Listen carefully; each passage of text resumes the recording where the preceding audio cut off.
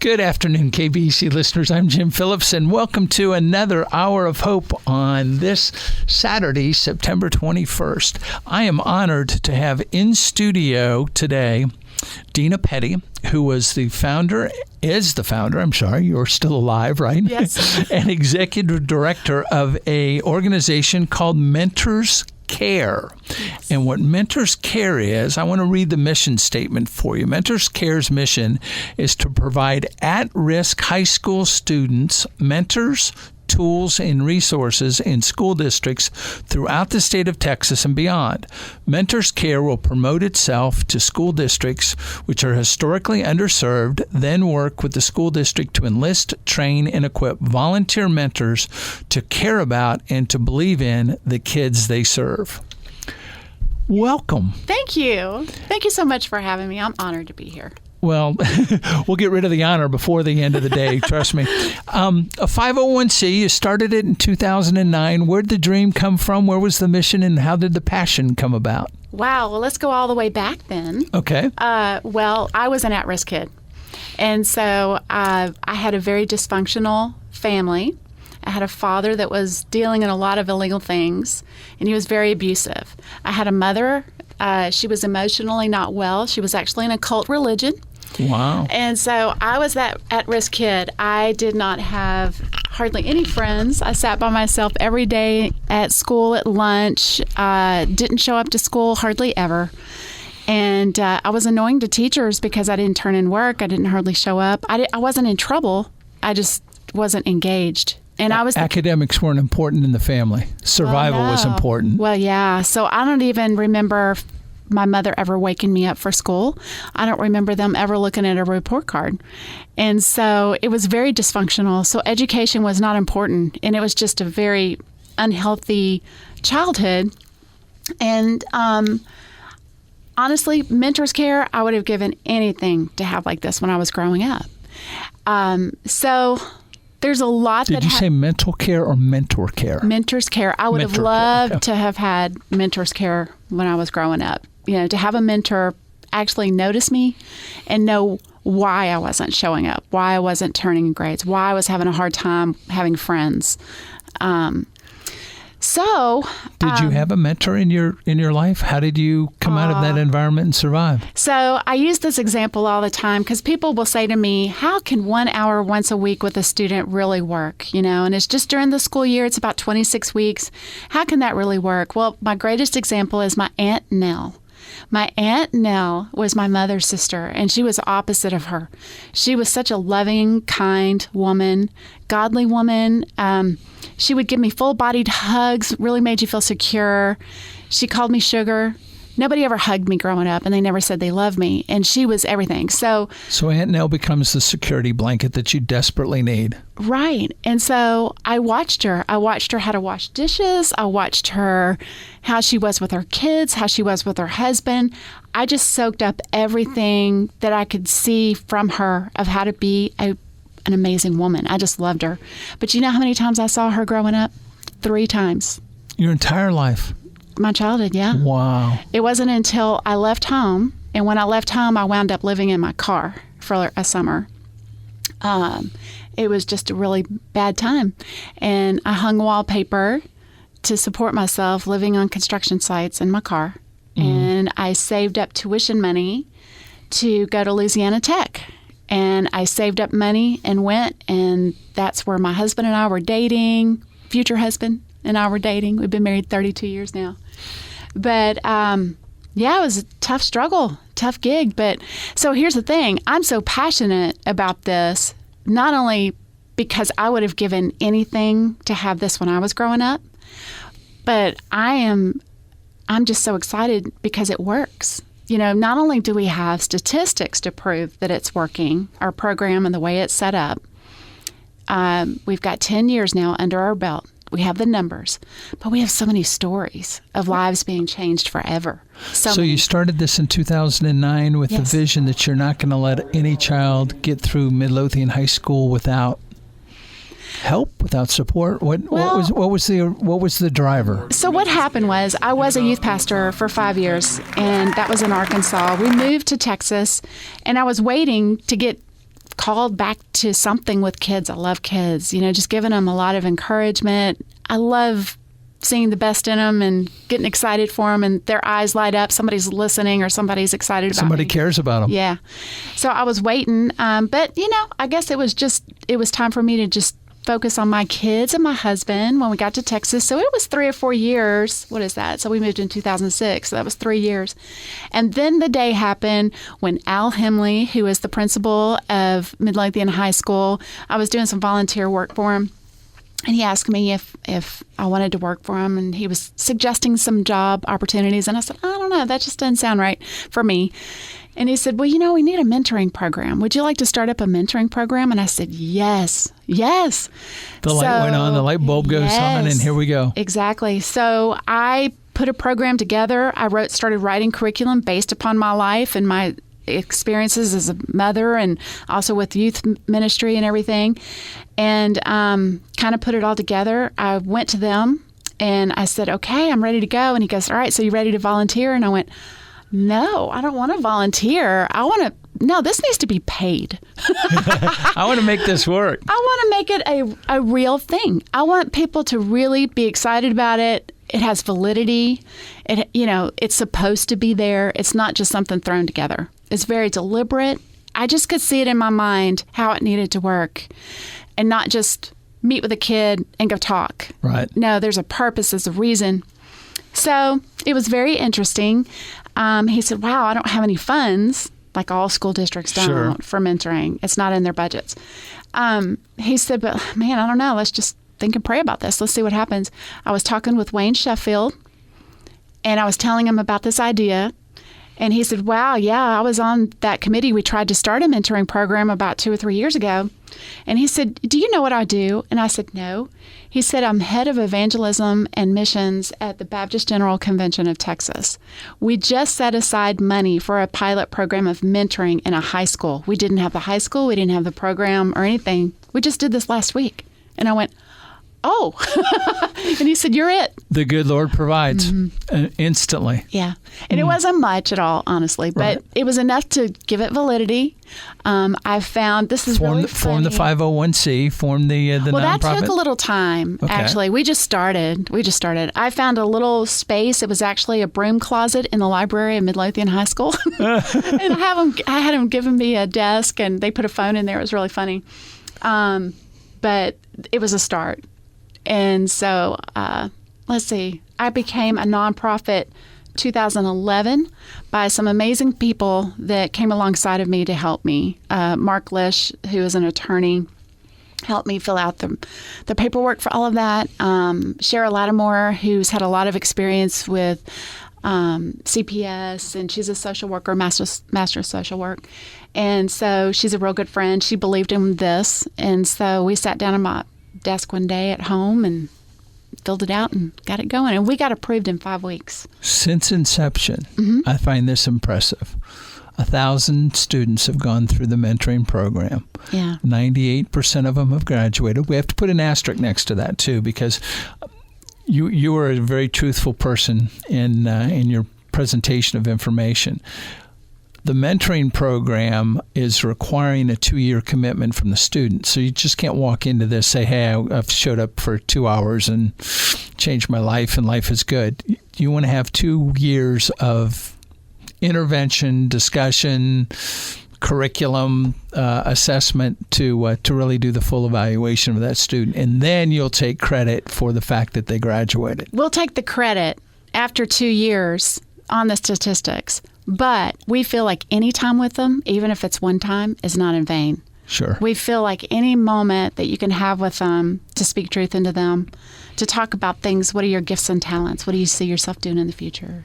Let's talk about how you get the students and how you get the mentors. How do you get both sides of the coin? Okay. So the students are referred to us by the schools. So it's going to be the counseling department. It's going to be assistant principals, administrators. So you're not going in and doing any kind of assessment instrument. You're not going in. We can't do that. Didn't? Yeah, right. Because of confidentiality, we cannot do that. But we let the teachers and everyone that work for the school, we have a referral sheet that they give to our full-time coordinator that's on staff at the high school. They work along with the school staff. And I want to mention, too, right here, that this isn't just Midlothian right now. You're in Red Oak, you're in Farish, you're in Palmer, Midlothian Heritage, and I'm missing a school. Maypearl. In Maypearl, Yes, thank you. We're in 6 high schools now. That is fantastic. Yeah, we're ready to launch. We would love to be here in Waxahachie. We would love to be in Ennis. We are going to... the juvenile justice system is opening up a JJAEP, Juvenile Justice Alternative Program. Thank you. Has to start this year because our population now is Correct. over 180,000 in the county. So Right. each county that hits that benchmark has to have that program by So- state law. Judge Ermatinger Yep. and Judge Little, we've met, and they want to implement mentors care in there. They feel like that's a big part of what they're doing, which I totally agree. And so we have a lot of former police officers, counselors, people that are retired that can drive. So these are going to be kids from all over the county of Ellis County that have been expelled, and they're going to be your rougher kids sometimes. You know, they're tougher. You know, they've been through some really major things.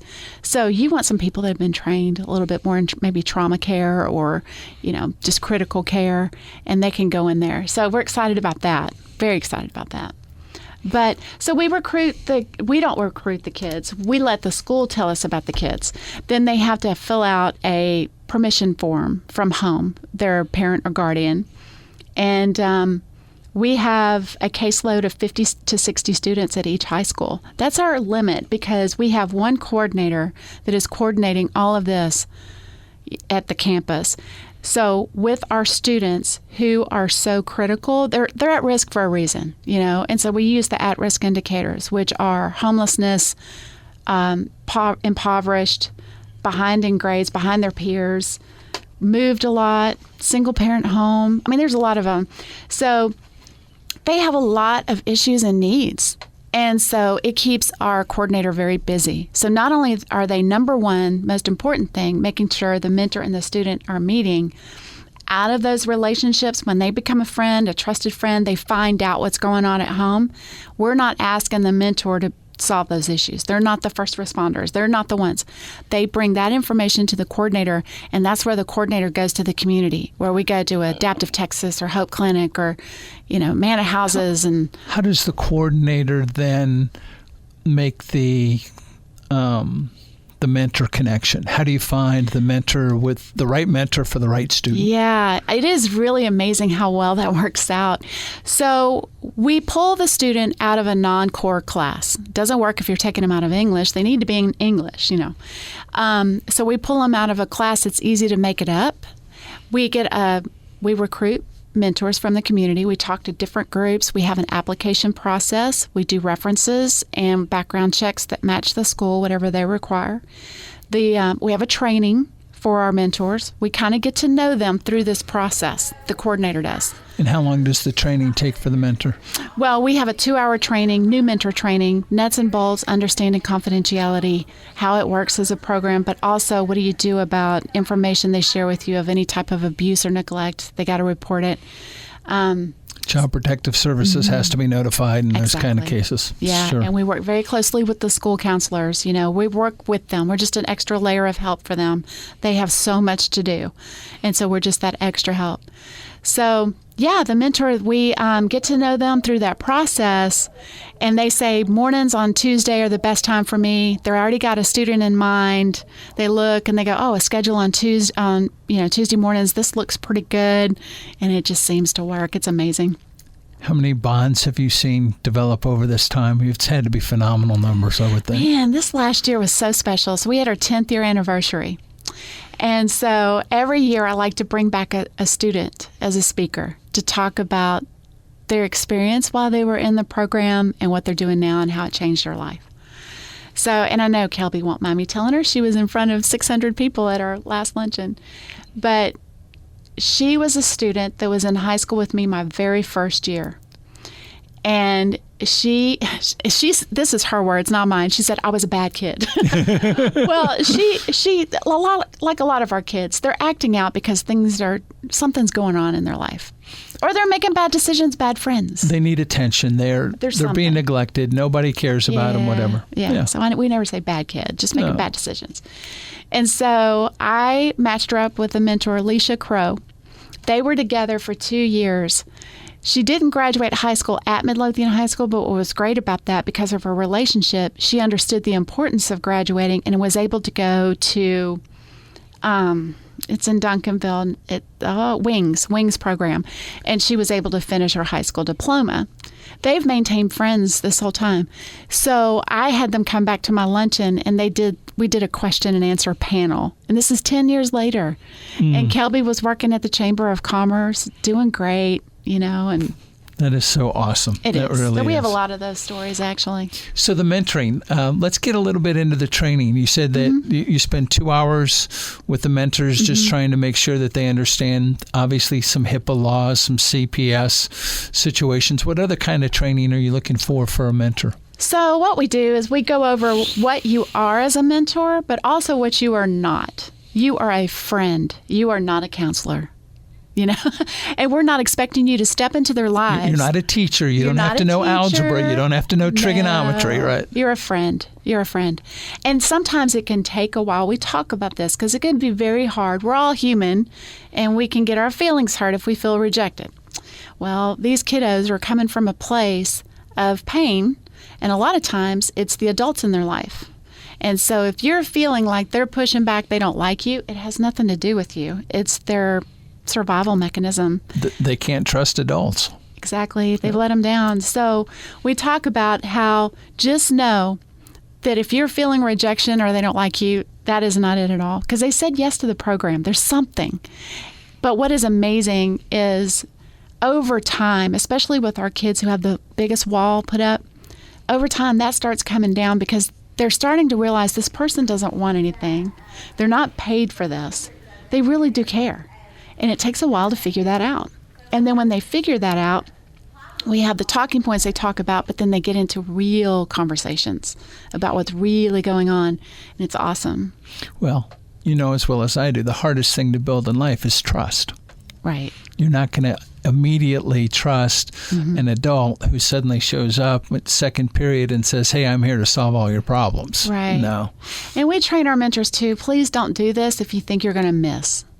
So we have a coordinator that can schedule, like you're busy, you have life, you can't be there on Tuesday. Just communicate that to us so we can let the student know, because there's nothing worse than a student looking around the corner, where's my mentor, and they're not there. Sure. And we don't know. And you've just slapped them in the face and said, kid, you're not worth the time or effort. Yes. But if we're communicating and we're trying to make up that time, that's different. We can work with people's schedules. Do you know how many mentors do you need? How many mentors? Every school has a waiting list right now. Heritage needs some more. We are opening up a new office in Ferris. We have 15 mentors there, and we have a waiting list of about 40. I tell you, Red Oak also has a waiting list of about 20, and these are kids that really need mentors. And I'm going to share a story, and I'm going to change up a little bit of the details. Okay. A young lady that was arrested for selling drugs and had to go to juvenile detention. While she was in juvenile detention, her mother died of cancer. So she got out, and because they have great counselors at all the schools, the counselor was able to finally get her to open up. It's a girl that, like a typical child, going through a lot of trauma, head down, no eye contact, just want the world to go away. Wants to hide in a closet and not be even noticed. Sure. Yeah. So she's going to go back to school, and finally she opens up and she says, I never took drugs. I don't do drugs. The only reason I was selling drugs is because I was trying to buy medicine for my mother. Wow. Yeah. Wow. So this is what our kids are dealing with. And we have so many stories like that. It'll just break your heart. Because when you get to know them, we've had kids in gangs. I have a great story about Jesse.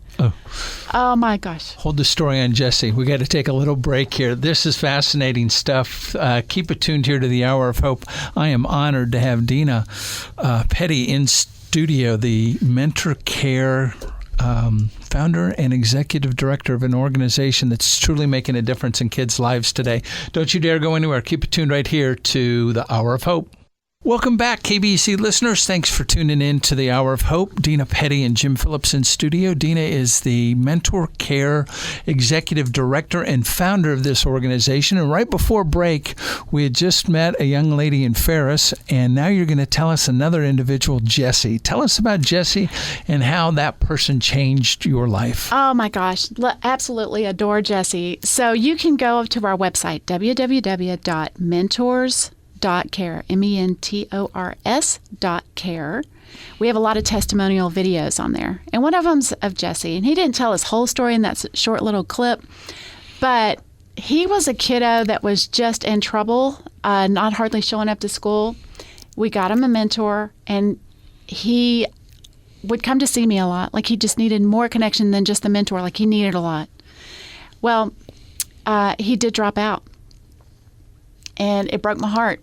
And I knew that he was dealing in some things that were not good. But then one day I see two little girls' heads pop around my corner of my office. And they said, "Are you Miss Petty?" And I said, "Yeah." And then all of a sudden they shoved Jesse, who's huge, he's 6'2" or so, push him into my office and said, "Jesse promised he would not quit school, so he's coming back to school." And so he did sign up for school again. But during that time, he was approached by the Mexican cartel twice. Oh, my gosh. Yeah. One time, they offered $5,000 to run a car to Cedar Hill, whatever was in the car, and just to drop it off. And his mentor and I talked to him and said, "If you do this, your life is over. Right. It's over. You want to be married one day, right? And have kids?" He goes, "Yeah." I said, "It'll be over. It's over if you do this. Please don't do this. You could have a great life. Don't do it." He didn't do it. Good for him. Then he was at a party one night, and he came back to me the next day. He said, "Another group approached me." It's because he had some tattoos that looked a little gangster, I guess is the word. Yeah. But anyway, he said, yeah, they said if I did a run to El Paso, they would give me $12,000. I said, "If you do this," and he goes, "Miss Petty, it's so much money." And I said, "I promise you, your life is over. You're going to be looking over your shoulder. It's never going to be the same. It's ruined." He didn't do it. Good for him. So he graduated from high school, and he went to auto repair school, and he did so well. They sent him to go to a BMW repair school in Florida. He got a certification, whatever. Certificate. Thank you.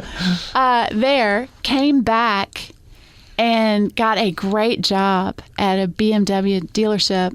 He's married now, and they just had their second child, and he probably makes more than my husband now, and That's doing great. That's how mentoring changes kids' lives. That's what it's all about, making the connection. When you sit down with a child for the first time, what do you do? How do you set goals? How do you set parameters? What are you trying to get out of the child-mentor relationship? Well, first it starts with an interview. So we have a coordinator that interviews the student to see, one, if it's a person that's really a good candidate for the program. And during that time, that's usually when you find out a whole lot about them right then. And that also helps with the connection with the mentor. Like if you do know a mentor that maybe have a similar past or maybe a calling in that or whatever, it helps connect the student with the mentor. The first time the mentor and the student meet, I'll be honest, almost 100% is very awkward for both of them. But you quickly get over that. You don't know anything about the child. You don't know where they are. You're scared as an adult. Am I going to say something wrong? Am I going to leave a bad impression? Whatever it may be. And we have a break the icer in the very first meeting where you ask each other questions to kind of get to know each other better. And they write it, like the opposite person writes it down. Like you ask their name, then you write it down. And you go back and forth. And it's really nice because you do get to know each other. Sometimes they fill out the whole form, both of them. Sometimes they don't even get past the first question, their name. And they go into a conversation, which is what it's about. Right. But then we have the talking points. The talking points are a tool to use.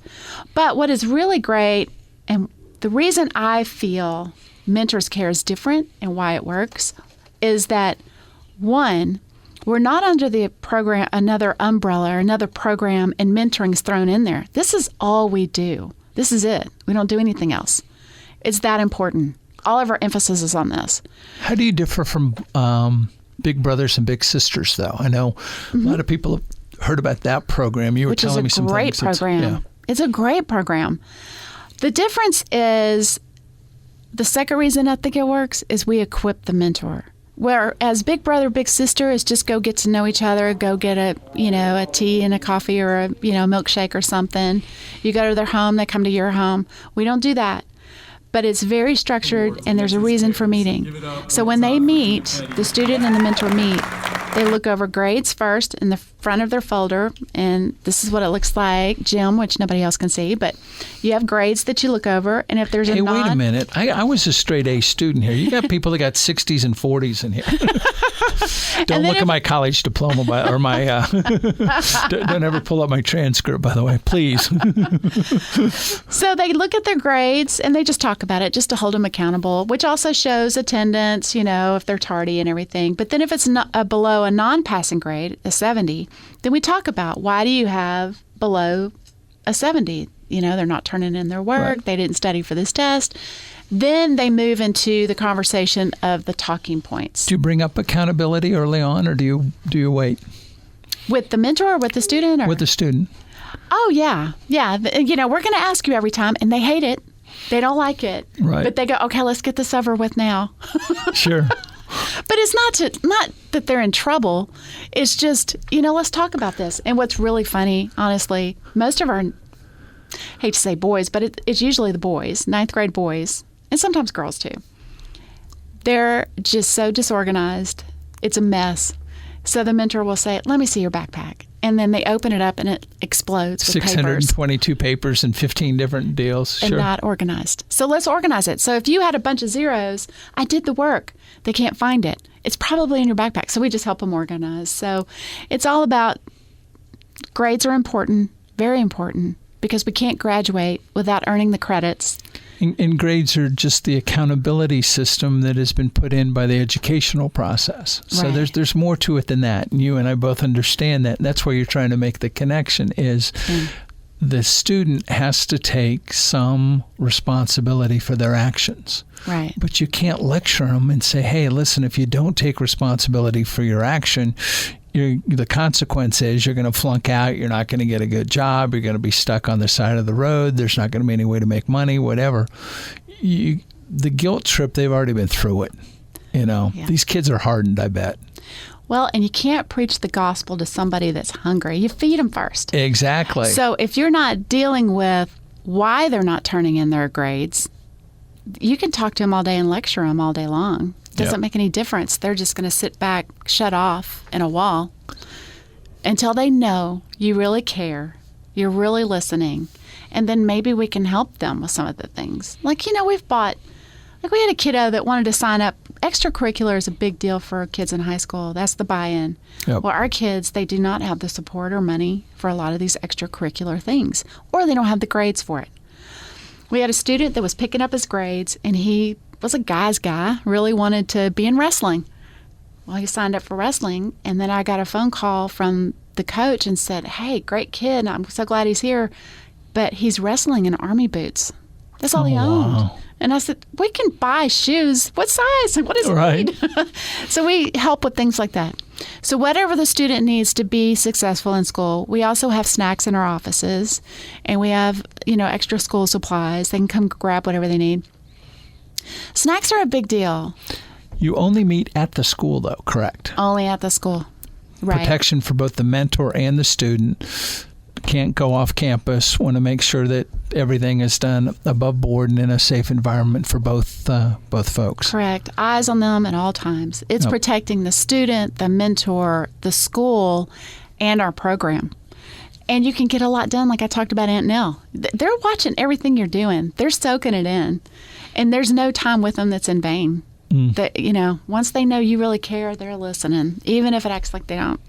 And I've heard so many times of kids that, didn't quite make it. They decided, because unfortunately they have free will, that they're not going to listen to the advice right then, or maybe they. You mean they're not locked up in closets 24/7, 365? Right. You'd like to, but no. Yeah. We know what's best for you. Yeah. Yep. Let's talk about some statistics, just the success of the program and what you know works in mentoring and what happens to these kids, that whether they're making bad choices when it comes to pregnancy, when it comes to drugs, when it comes to alternative education programs, whatever. What are you seeing in the numbers? What are they telling you after the 10 years that you've done this? Well, I don't even know if I told you about this, Jim, but there was a study done about our program by Adam Washburn, who was a teacher at Midlothian High School, who was working on his doctorate, and he used our program as his thesis study. So he did a control group study of 2 years where you had blind matching student demographics and everything, a mentor who had a student versus a mentor who didn't have a student. And he was able to prove that after 2 years, a student with the mentor closed the gap educationally with the peers at school versus the ones who didn't. Wow. That is awesome. It's huge. Yes. Headline 101. And then we also, we have all the other statistics. They are gaining more credits with a mentor versus not having a mentor. Their attendance improves. And then if a student is with us for 2 years, if we can have them for 2 years, we'll take those statistics. All of these students were considered at risk of not graduating, all of them that are in our program, and we've graduated 98%, which is amazing. That is incredible. Absolutely incredible. Student attrition cost, if you drop out of school, it becomes phenomenal in terms of the cycle that becomes part of the end game. They're more likely to end up incarcerated. They're far more likely to end up in situations where, quote unquote, they're not producing anything for society in those kind of ways. So the opportunity to catch them in 9th, 10th, 11th, and 12th grade is really paramount. It's huge. If you don't catch them now, you're not going to catch them, quite frankly. And that's why we focus on high school, because I really feel like it's triage. Which way are you going? We're not going to solve all the issues at home. We can't even pretend to do that. But we can help them. Which way are you going? And this is the way, if you go this way, you can have success and speak truth into their life. How do you deal with the life skill issues? Everything from making the choice on a taboo, something nobody ever wants to talk about, sex. Nobody wants to talk about drugs. Obviously, you make those decisions based off of your own personal preferences and what you want to do. You bring those kind of situations up? Oh, yeah. In fact, it's part of our talking points, risky behaviors. If you're going to have sex before marriage, you have a chance of STDs, you have a chance of unwanted pregnancy. Then we'll talk about statistically, you could be impoverished because of these decisions you're making. So we talk about all that, but it is free will. Right. They may or may not, Sure. but at least they've heard it, because here's the thing about human nature. You're going to do what you know, unless somebody can show you a different way. I am walking proof of that. It takes a lot of hard work and a lot of study to not repeat what you know. So these kids, if they're making decisions that look like, why are they doing this? This is not very bright. They're just doing what they know. Right. And that's why you have families, kind of perpetuating the same. If you have an alcoholic father, you will probably become an alcoholic. Right. It's what you know. And so you show them, you teach them there's other ways of doing life, not discrediting your parents. Love your parents. But if you want to go on to have a great, productive life, you need to stay away from these risky behaviors. And we talk about the drugs, and we talk about all of that. But do you talk about consequences? All the time. All the time. Probably every week a mentor's talking about that. Well, and I, everybody wishes that there was the magic pill that you could somehow take to motivate a person to be the best that they can be, to have that internal self-drive that says, I'm going to be the best I can be. That pill doesn't exist. But at the same token, somewhere in your upbringing, you realized that you needed to take control of your action, that you needed to wake up, you needed to get out of bed, you needed to get dressed, you needed to go to school, you needed to go to work, you needed to go to high school, whatever it may be. You needed to show that resolution. And that's a very difficult thing for a lot of young people to understand. And it's rare if somebody can do it on their own. That is super rare. Very rare. That's a growth mindset by Carol Dweck. We actually did that study last year with our mentors talking about mindset. So and what'd you find out of that study? Mindset. That all 99.9% of our students have a set mindset. They're doing what they know. They don't have a growth mindset. They feel like, for instance, if you lose, did you lose or did you learn? So they're looking at it, I lost. Win and lost, black and white. Right. Yep. Instead of, I learned, and that's okay. And, for instance, our students, a lot of times they'll just turn in a paper with a big fat 0 on it and go sit back down rather than try and look dumb. And get a 20. They'd rather sit down with a 0 and look cool. Will they ever go in and get the 20, but right on the top of the page, hey, teacher, can you come help me out with this so the next time I can get a 60? And that's why you need an advocate. You need a mentor. You need somebody teaching that to them to take hold of your future and take action, not just sit back and just let it roll over you. And here's the thing, when we talk about gifts and talents and self-esteem and some of the things we talk about with the talking points, you were probably telling them that for the first time. They probably have never heard those things before. So why wouldn't they just keep doing what they're doing? They don't know any better. Right. Well, they've never set a goal. They've never had somebody sit down with them and say, do you understand? You can be anything you want to be in this world. The beauty of America is if you put the effort and the desire forth, it can happen. But you got to take the responsibility for it. And the tools are out there, but it's a two-way street. Right. And it's not, I'm not trying to lecture you on this, young man or young lady, but, for the most part, teachers, if you show an inkling of desire to improve, that teacher's going to do everything in their power to try and give you as many resources as necessary to achieve. And we have to realize we can't assume that these kids know even the basic things about how to be a good student or a good person. We have to assume they've never heard these things before because most of them haven't. They're missing the frame. So I have say it over and over. Great example for that. So our son, Bryce, I want to say he was about 11. He came home with a paper in math class and had failed the test. So I said, all right, well, Dad's going to talk to you when he gets home. And so, bring it out on Dad, not on Mom. And so Todd gets home from work, and he's in Bryce's bedroom, and I'm in the hallway listening. And Todd goes, Bryce, why did you not pass this test? And he goes, did you study? He said, yeah, I studied like a whole hour. The teacher doesn't like me. Oh, the teacher deliberately wanted to flunk him. Right. Yeah. And so Todd says, it's math. It's either right or wrong. Right. So it has nothing to do with the teacher. Exactly. So he said, did you study for the test really? He said, yeah, like a whole hour. And he said, okay, let's think about this. When did you know about the test? He said, well, I knew about it like on Tuesday. He said, all right, so you had 4 days. You could have studied 30 minutes every day, 20, 30 minutes every day. So the night before, you're not cramming, you're reviewing. And I'm in the hallway going, that is a great idea. Exactly. Because nobody ever taught me those things. And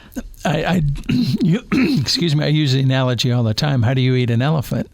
One bite at a time. But if nobody's ever told you to break down the assignment over a period of time, and in learning, it comes down to concept mastery. The whole concept of concept mastery is, you can give me every number or the statistics or the overview, but do you really understand what goes on behind it? And that's what we're trying to get out of education.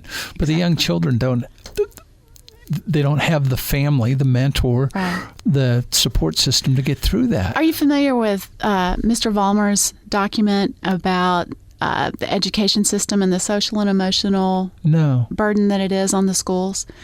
It's a great paper that he did, and he actually gave me permission to use it, so I do all the time.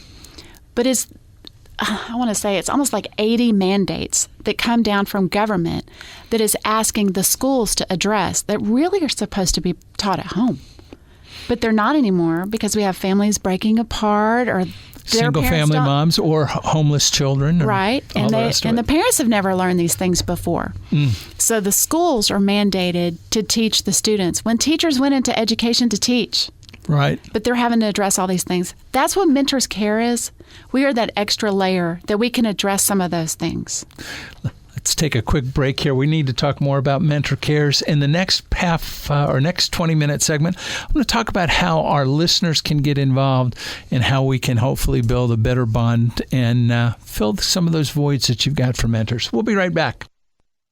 I am back in studio. Jim Phillips, honored to have Dena Petty, the founder of Mentors Care. And we are talking about how mentoring makes a difference in young people's lives, specifically high school students.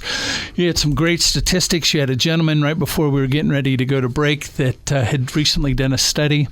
Bring me up to speed with what that study had to say in terms of... so basically what it proved... The 80 points. Basically. The 80 points. That high school kids are now having to be taught.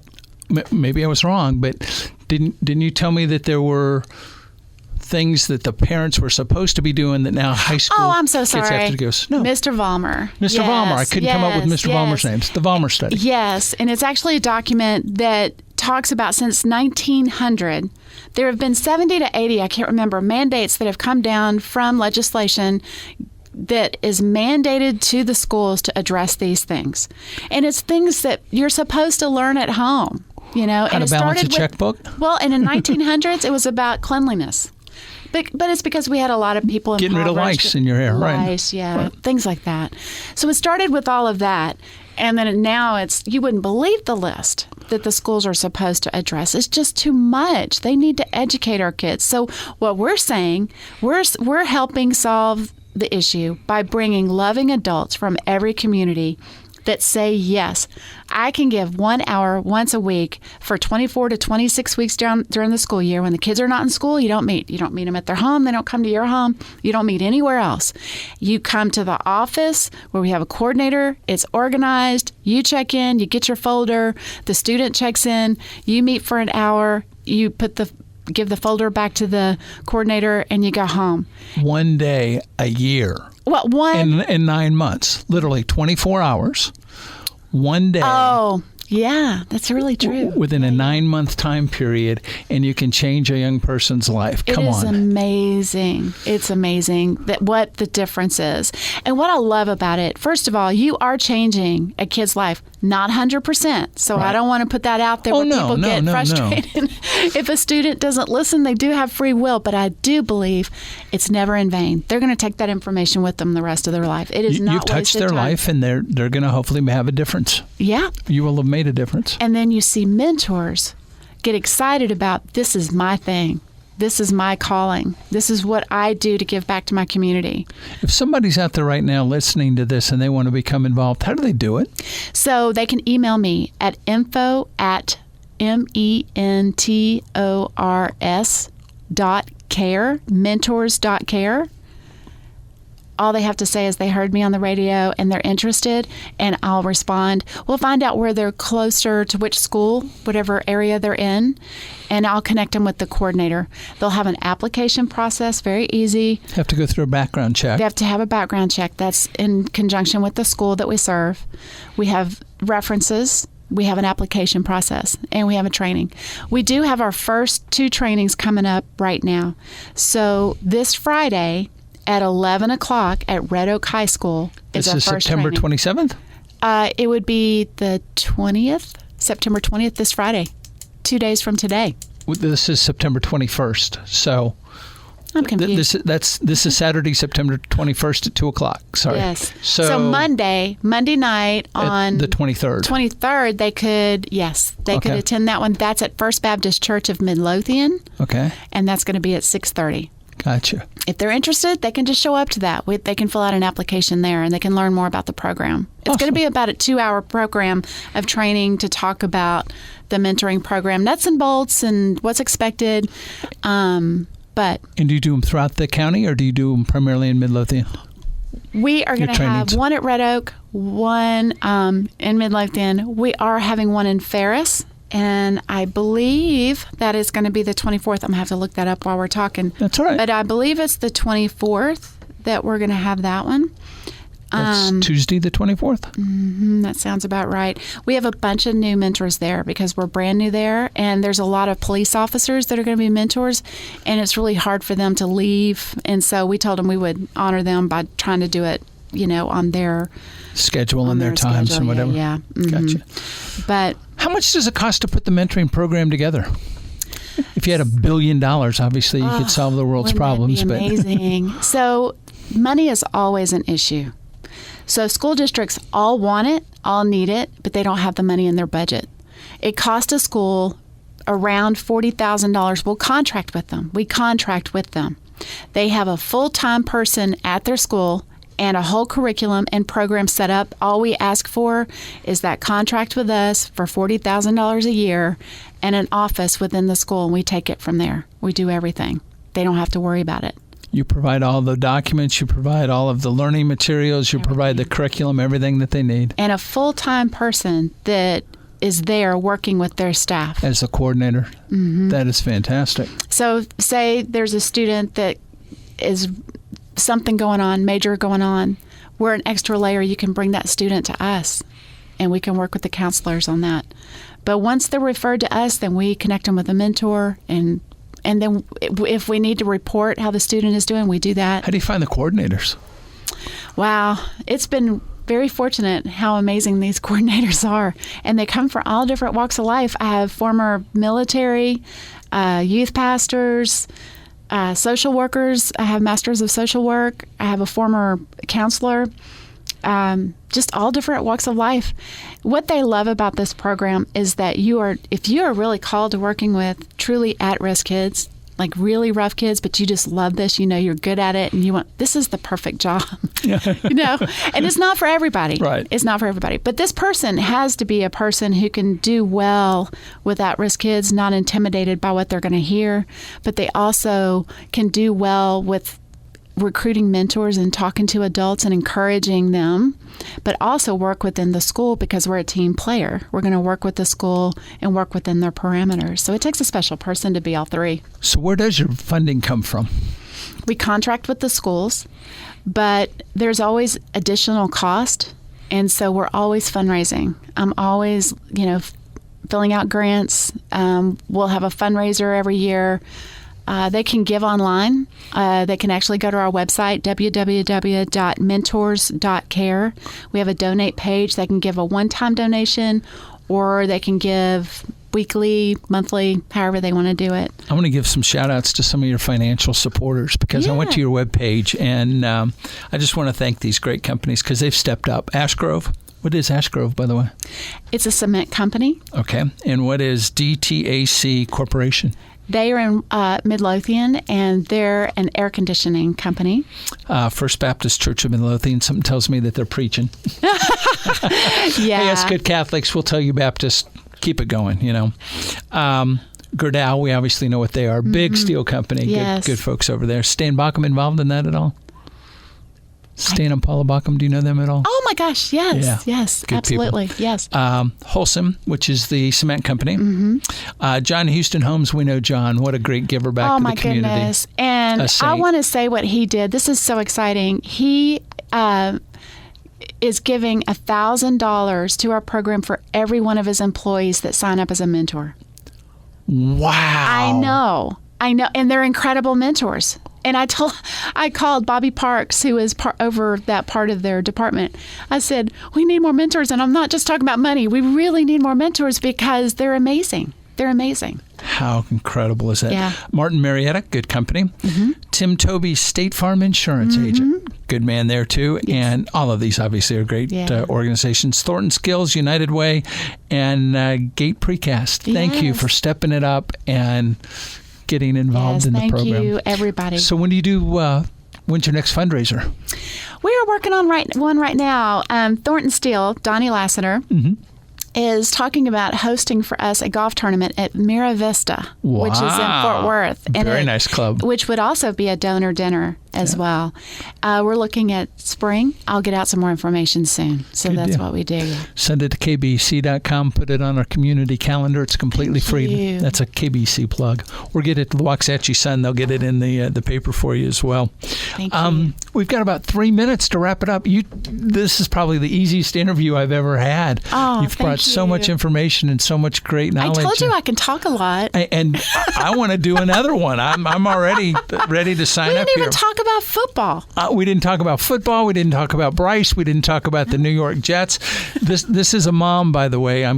She won't brag on her own self, but her children have both done very well in their lives, and you've done a great job being a mom. Way to give it up, Mom. Thank you. Something tells me your husband had something to do with it too. He's but a good guy. He's a good. After 32 years, you've trained him well, right? He would tell you the other way. He even says he brought me up from the depths. My wife said after 38 years of dealing with you, I now know I can handle anything God puts in my way. So Sounds like a healthy marriage. it is. It's a very healthy marriage. How would you like to wrap up? What would you like to tell our listeners? How would you like them to get involved? Well, what I want to say is this doesn't happen. It's not because of me. It's because of community. And it's because a lot of people said yes. And so what we are doing is we will honor your time. If you say yes, we'll do the best we can to honor your time by making sure it's very scheduled. You know exactly what you're doing. You're not left out there on your own. But it's the donations, it's the mentoring, it's the donation of the snacks, it's everything. It's community. It's community. Give back to the community in a big way. That's what it's all about. Yeah. You know, it's funny you should go down that path, because that's basically the way I end each hour of hope. Oh. And that is that whoever's listening out there right now, if we want to create greater hope within Ellis County, within our listening area, wherever you may be listening to KBEC right now, get involved. No matter what it is, find a cause, get involved, make a difference in life. If your passion happens to be young folks, hey, here's a great opportunity in getting involved in kids that are of the high school age. But the only way we make this world better is to create hope in other people's lives. That's what it's all about. Amen. Amen. Hey, thank you for coming in. We appreciate it immensely. I'm Jim Phillips. You've been listening to The Hour of Hope. A big thanks to our great partners here at the Waxahachie Sun. One of these days, we're going to get her out of the back room where she just frantically writes notes and does all of this. We're going to get Joanne Livingston on the microphone doing one of these interviews. But Joanne, thanks for joining us as well. Dena Petty, check her out at Mentors Care. Great organization. 661 East Main Street, number 200 in Midlothian, Texas is the address. Is that accurate? Yes. And then if they wanted to give the webpage one more time. www.mentors.care. Fantastic. Yes. Thank you so much for coming in. Thank you, Jim. KBEC 1390 AM and 99.1 FM, playing all of your great classic Texas music hits the rest of the afternoon. Keep it tuned right here. We appreciate you listening. Take care. Have a good one.